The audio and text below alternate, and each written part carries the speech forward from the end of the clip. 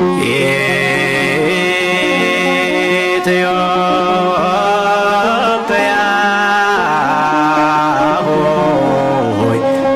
አብ ወወልድ ወመንፈስ ቅዱስ አሐዱ አምላክ አሜን።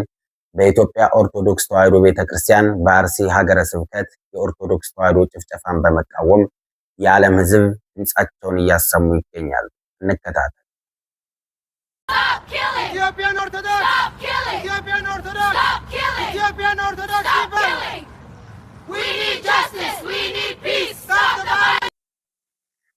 እንዲሁም እናንተ እግዚአብሔር የሾማችሁ የኛ ጠባቂዎች ስንታረድ ስንሞት የት ነበራችሁ?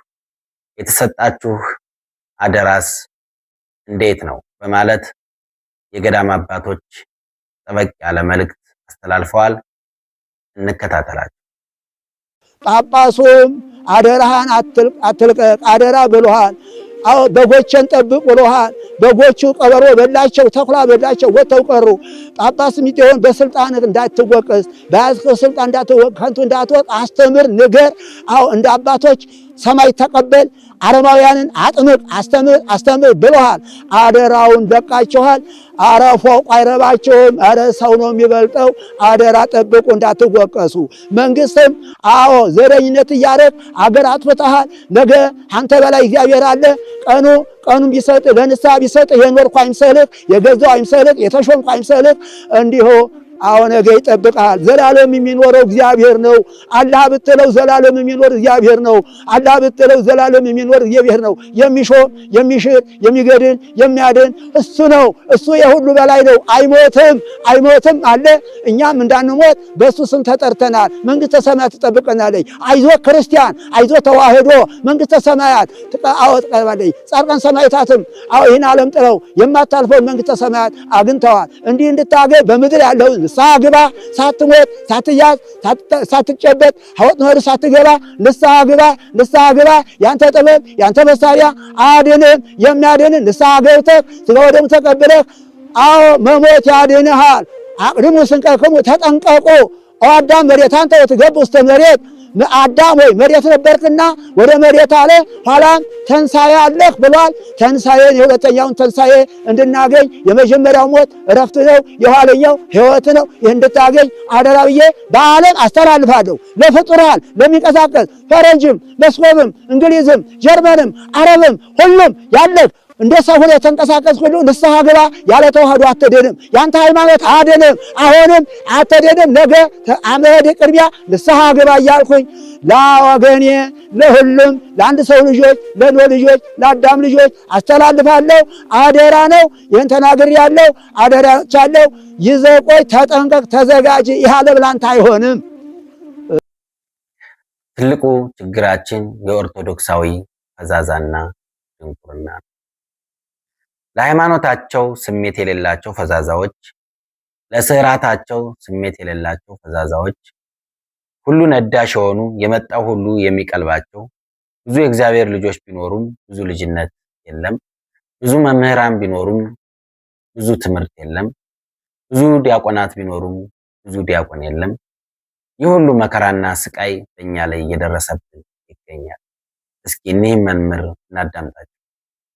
ሀገር መስራት ወንጀል ሆኖ፣ ታሪክ መቅረጽ ወንጀል ሆኖ፣ ብራና መፋቅ ወንጀል ሆኖ፣ አንድነትን መስበክ ወንጀል ሆኖ፣ ሀገር መውደድ ወንጀል ሆኖ፣ ህዝብ አንድ ነው አትበታት ነው ማለት ወንጀል ሆኖ፣ ሰላምን መስበክ ወንጀል ሆኖ በኦርቶዶክሳዊ ቤተክርስቲያን ላይ አዋጁ ዝም ማለት አቃተን።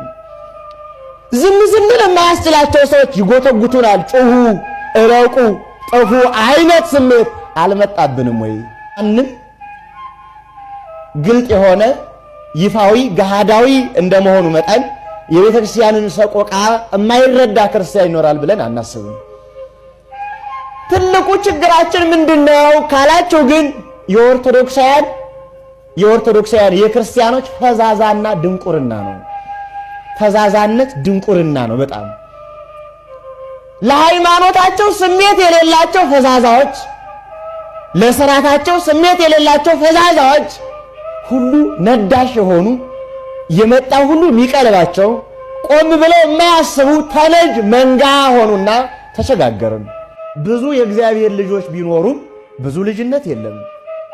ብዙ ካህናት ቢኖሩም ብዙ ክህነት የለም። ብዙ ዲያቆናት ቢኖሩም ብዙ ዲቁና የለም። ብዙ መምህራን ቢኖሩም ብዙ ትምህርት የለም። ብዙ ሕዋሳት ቢኖሩም ብዙ አካል የለም። አስባችሁታል? ብዙ አካል የለንም። ብዙ ሕዋስ አለን እኮ። ብዙ የወይን ግንድ የለንማ፣ ብዙ ቅርንጫፍ ግን አለን። አንዱ የወይን ግንድ ነው። ብዙ ራስም የለንም፣ አንዱ ክርስቶስ ነው። በአንዱ በክርስቶስ አካልነት ያሉ የክርስቲያኖች ጉባኤ የተረዳው ትምህርት ነው ትምህርት የሚባለው። አንድ እንግዲህ እንደምታዩት አንተ ከታጠቅከው መሳሪያ የጌታችን የመድኃኒታችን የኢየሱስ ክርስቶስ መስቀል ይበልጣል እያሉ ሰላማዊ ሰልፍ ወጥተዋል ማለት ነው። እንከታተላለን። አንተ ከታጠቅከው መሳሪያ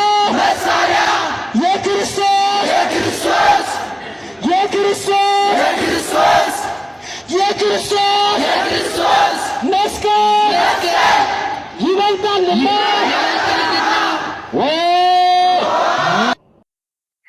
ገዳዮች ማንም ይሁን ማን የፖለቲካ ትርፍ ለማግኘት የምርጫ ቅስቀሳን ለማግኘት ቅድስት ቤተክርስቲያን ልታናውጿት አትችሉ።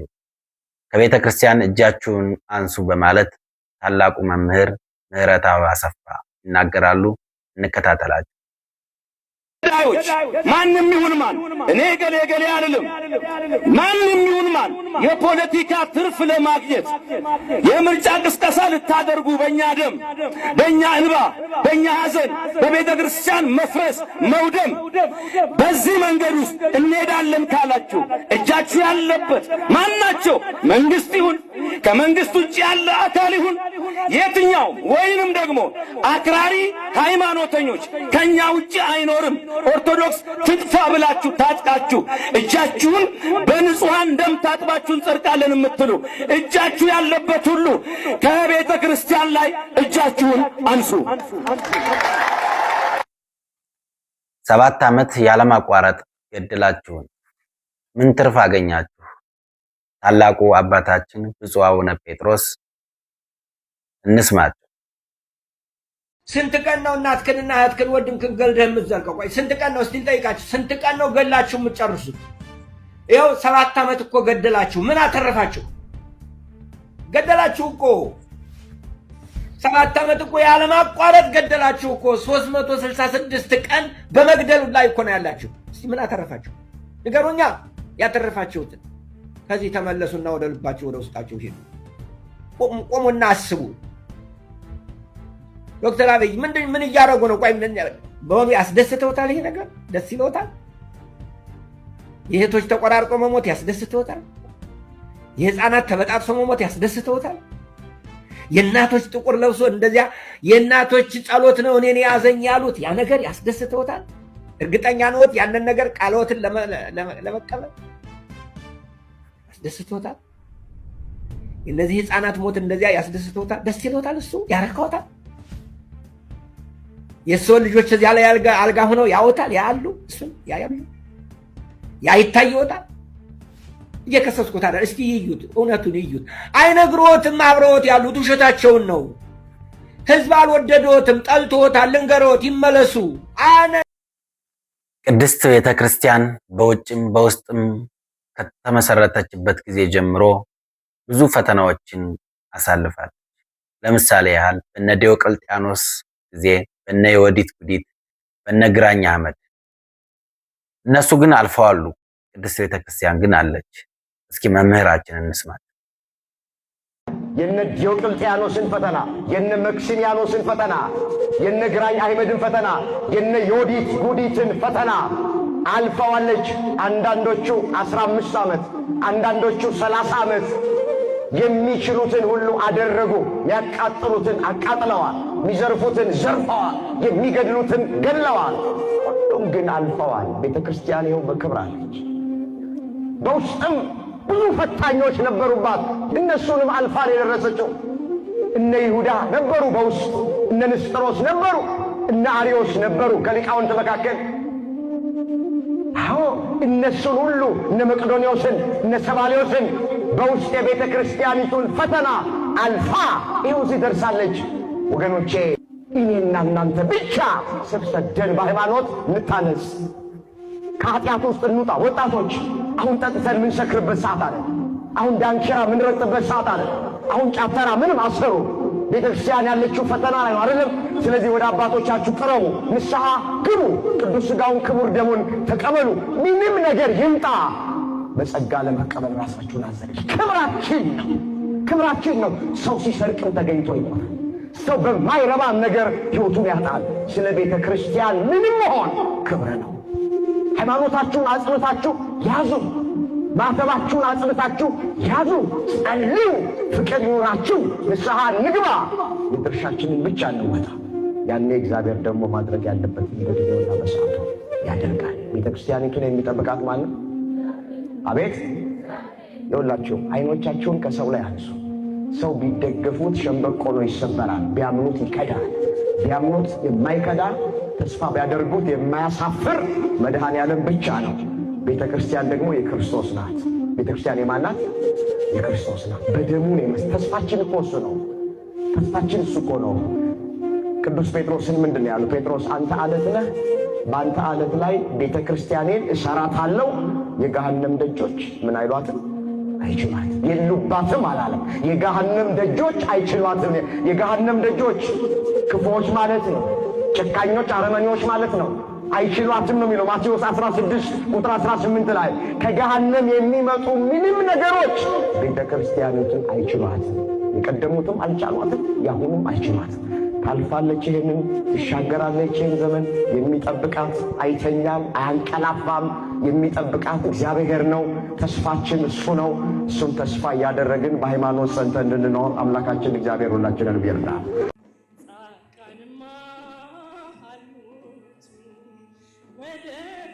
የሰላም አምላክ ሆይ ያንተን ፍርድ እንጠብቃለን፣ ሰዎችስ ጨክነውብናልና። አገረ እግዚአብሔር ተብላ የተነገረላት የእመቤታችን የቅድስት ድንግል ማርያም የቅዱስ ጊዮርጊስ እንዲሁም የአቡነ ገብረ መንፈስ ቅዱስ የአስራት ሀገር ዛሬም ኦሮሚያ ክልል ምስራቅ አርሲ የሚባል ቦታ የሰው ልጅ ብዙ ተባዙ ምድርንም ሙሏት ብሎ እሱ አክብሮ የፈጠረው ፍጡር ራስ በራሱ እየተጋደለ ከእግዚአብሔር የራቀ የሰይጣን ስራ ይሰራሉ። አቤቱ ጌታችን መድኃኒታችን ኢየሱስ ክርስቶስ ሆይ ኢትዮጵያ ውስጥ አርሲ ላይ ድሮም በዲዮቅልጥያኖስ ዘመን የነበረውን ሰማዕትነት አሁንም በየቀኑ እንደሚታረድ በግ ሆነናል። በሰይፍ እየቆራረጡን ሞት አሟሟታችን ከፍቷል። የበላይ ጠባቂም አድርገህ የሰጠህንም ዝምታቸውን መርጠዋል። በየቀኑም የሞታችን ቀን እንጠብቃለን። አንተ የምህረት አምላክ ሆይ ዓይንህ ወደኛ ላክ፣ ገዳዮችንም ልቦናቸውን አራራ። አንተ ሁሉን የምታውቅ አምላክ ነህና መዓቱን በምህረትህ ቀይርልን፣ የሞቱትን ነፍሳቸውን ማርልን፣ በሕይወት ያሉትንም አንተ ጠበቃ ከለላ ሆነህ አድናቸው፣ ፍርዱም ያንተ ነውና። የእግዚአብሔር ሕዝብ ወይም ክርስቲያኑ በጣም አደገኛ በሆነ መልኩ እየተጨፈጨፈ ያለበት ሁኔታ ላይ ነው ያለው። ማለት ሊትራሊ እየተጨፈጨፈ፣ ይሄ ቃል ይገልጸዋል በደንብ። ሕፃናት ሳይቀሩ አደገኛ በሆነ መልኩ እየተገደሉ፣ በጣም በርካታ ክርስቲያኖች ናቸው እየተገደሉ ያሉት። እርግጥ ነው ሰማዕትነት እንግዲህ ለክርስቲያኖች ክብር ሊሆን ይችላል ነውም። ግን ሰማዕትነት ክብር ነው ማለት በሆኖ ባልሆነው አጋጣሚ የሆኑ ሰዎች እየተነሱ ይህንን የእግዚአብሔርን ሕዝብ ወይም ክርስቲያኑ የማጽዳት ስራ ይሰራሉ፣ እየጨፈጨፉ ይጨርሷቸው ማለት ግን አይደለም እንዴ። ቤተ ክርስቲያን እዚህ ምድር ላይ ስትኖር እኮ ለአንድ ታላቅ የሆነ ዓላማ አጀንዳ ነው። ይህም ሕዝቡን ሁሉ ወደ ክርስቶስ መንግስት ለመመለስ ነው። እንዲህ እንዲሆን ደግሞ በህይወት መኖርንም ደግሞ ይጠይቃል። እና ማንም እየተነሳ ዝም ብሎ የማጽዳት ስራ ብቻ እንዲሰራ ነው እሱን የሚፈቅድ አይደለም የሰማዕትነት ነገር። እና ይህ በጣም አስቸጋሪ ነገር ነው ማለት ክርስቲያኖች፣ ሀገራችን ኢትዮጵያ የክርስቲያኖች መቆያ ናት ማለት እዚህ የምንቆይባት ሀገራችን ናት። የክርስቲያኖች ብቻ አይደለችም፣ ግን መቆያችንም ጭምር የእኛም ጭምር ናት። ላለፉት ለሺህ ምናምን ዓመታት ለሺህ ዓመታት ሙሉ እንደሚታወቀው ይህ የእግዚአብሔር ሕዝብ ክርስቲያኑ አሁን ላለንባት ለኢትዮጵያ ባለውለታ ነው። እሱን አቁሙ እኮ ያቆያት አይደለም እንዴ? ነው እኮ አሁን ደርሶ የሆነ ሰዓት ላይ ብቅ ተብሎ ይህንን ሀገርን አቁሙ የኖረውን ሕዝብ ደግሞ ጨፍጭፌ ሊጨርስ ብሎ የሚነሳ የሆነ አካል ካለ እርግጥ ነው ሰይጣናዊ ነው። ግን ደግሞ አንደኛ የእርሲያን አባቶች ሲቀጥል ደግሞ በዋናነት እንደው ማለት በሀገሪቱ ላይ ህግ አለ፣ መንግስት አለ። ያ መንግስት ለዜጎቹ ለክርስቲያኖችም ጭምር ማለት ነው ከለላ ጥበቃ ሊያደርግ ይገባል። እና ፕሊዝ ፍትህ ያስፈልገናል፣ ጥበቃ ክለላ ያስፈልጋቸዋል። በአርሲ ላሉ ክርስቲያን ወንድሞቻችን ማለት ነው አባት እናቶቻችን ኢቭን ህፃናቶችም ጭምር እና ድምፅ መሆን ቢያቀታችሁ የሰውን ድምፅ ለመዝጋት ብዙ ርቀት የምትጓዙ በሰው ሞት፣ በሰው ሐዘን፣ በሰው ጭንቀት የምታላግጡ እናንተ መድኃኔዓለም ይላችሁ። በዛ በአርሲ የተጨፈጨፉ እናቶች፣ ህፃናት ቤተሰብ ሐዘን በቤታችሁ ይግባ። ውስጤ ዝም ቢልም ውስጤ ስብር ቢልም ከዚህ በላይ መጓዝ አልፈልግም። እግዚአብሔር አጋልጦ ይስጣችሁ። ሌላ ምንም የምለው ነገር የለም። ምንም